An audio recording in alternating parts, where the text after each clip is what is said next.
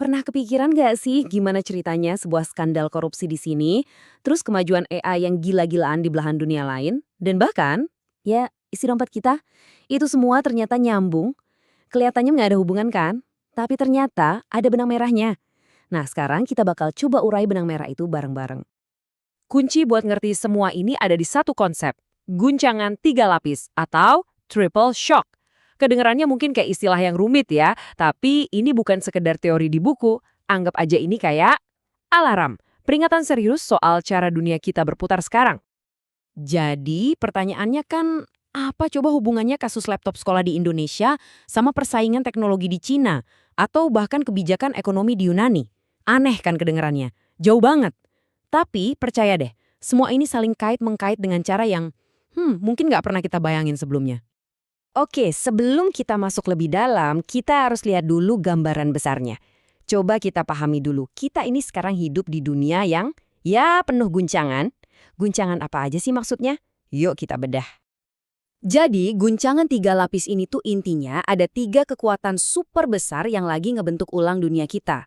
Yang pertama, geopolitik yang lagi nggak stabil. Coba bayangin aja, perang dagang, konflik di mana-mana.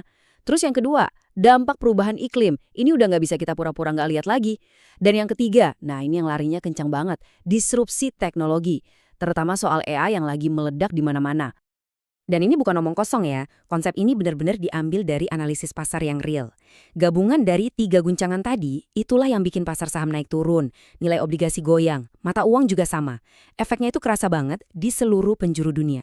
Oke, tadi kan kita ngomongin yang gede-gede ya, yang global. Sekarang coba kita zoom in, kita lihat contoh nyata yang dekat banget sama kita, di Indonesia. Biar kebayang gimana salah satu guncangan tadi, yaitu guncangan teknologi, benar-benar kejadian di depan mata kita. Kita lagi ngomongin proyek pengadaan laptop buat sekolah-sekolah. Proyek yang niatnya bagus banget kan, biar anak-anak kita melek teknologi. Tapi sayangnya malah kesandung kasus dugaan korupsi yang nggak main-main. Dan ini bukan kasus ecek-ecek loh, yang keseret itu nama-nama besar di dunia teknologi. Ini nunjukin banget betapa ribetnya, betapa ruwetnya kalau kepentingan bisnis raksasa ketemu sama birokrasi pemerintah, apalagi di zaman digital kayak sekarang. Biar kebayang segede apa sih ini, coba deh lihat data pangsa pasarnya.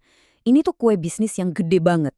Dan ya, seperti yang sering terjadi, di mana ada kue besar yang diperebutkan, di situ sayangnya risiko penyalahgunaan juga ikut besar. Nah, ini dia poin pentingnya. Teknologi itu kayak pisau bermata dua. Satu sisi bisa jadi alat buat korupsi, buat hal-hal yang nggak bener, tapi di sisi lain, teknologi itu juga mesin inovasi yang luar biasa banget. Nah, sisi yang kedua ini yang bakal kita bahas selanjutnya. Oke, sekarang kita zoom out lagi ya. Balik ke gambaran besarnya. Masih ingat kan kasus laptop tadi? Nah, sekarang coba kita sambungin. Gimana sih kasus yang kelihatannya lokal banget ini ternyata nyambung ke pertarungan ekonomi dan geopolitik di level dunia? Coba deh perhatiin. Di satu sisi ada pengumuman soal kebijakan tarif baru. Di sisi lain, grafik pasar saham langsung anjlok atau naik. Ini bukan kebetulan loh. Satu aja keputusan politik di satu negara itu bisa ngirim gelombang kejut ke pasar di seluruh dunia. Secepat itu. Contoh lainnya, kita lihat ke Eropa. Di Yunani, pemerintahnya lagi pusing ngadepin tekanan ekonomi global. Apa yang mereka lakukan? Ambil langkah berani, potong pajak gede-gedean. Ini bukti kalau setiap negara lagi jungkir balik dengan caranya masing-masing buat bisa bertahan di tengah ketidakpastian ini. Dan yang bergerak bukan cuma pemerintah, perusahaan juga sama. Dokumen kayak gini mungkin kelihatannya bikin pusing ya, isinya istilah-istilah sulit. Tapi intinya simpel aja kok.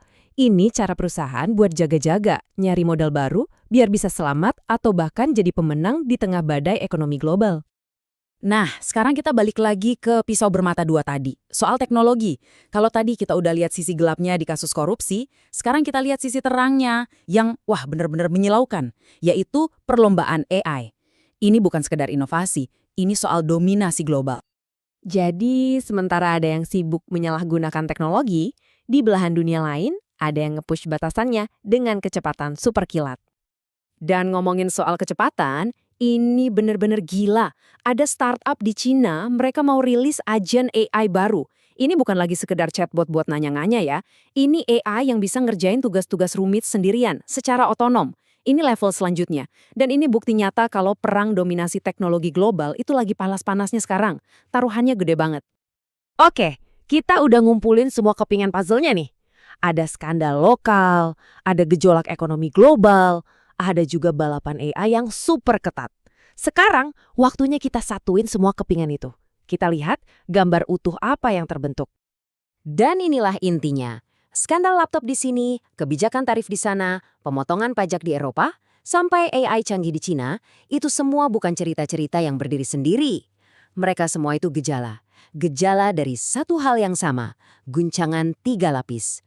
Ternyata semuanya nyambung. Terus, apa yang bisa kita ambil dari semua ini? Pertama, dan ini penting banget, dunia kita ini benar-benar saling terhubung. Kejadian di ujung dunia sana bisa ngaruh ke kita di sini. Kedua, teknologi itu selalu punya dua sisi. Bisa jadi berkah, bisa juga jadi masalah. Ketiga, setiap keputusan ekonomi atau politik itu pasti ada efek dominonya. Dan kesimpulannya, melek sama semua ini, paham sama koneksi-koneksi ini, itu bukan lagi pilihan. Itu udah jadi skill bertahan hidup di dunia yang kayak gini. Nah, sebagai penutup, saya mau ninggalin satu pertanyaan buat kita semua. Di tengah dunia yang penuh guncangan ini, apakah cukup kita cuma sadar dan tahu aja? Apakah itu udah bisa jadi pertahanan kita?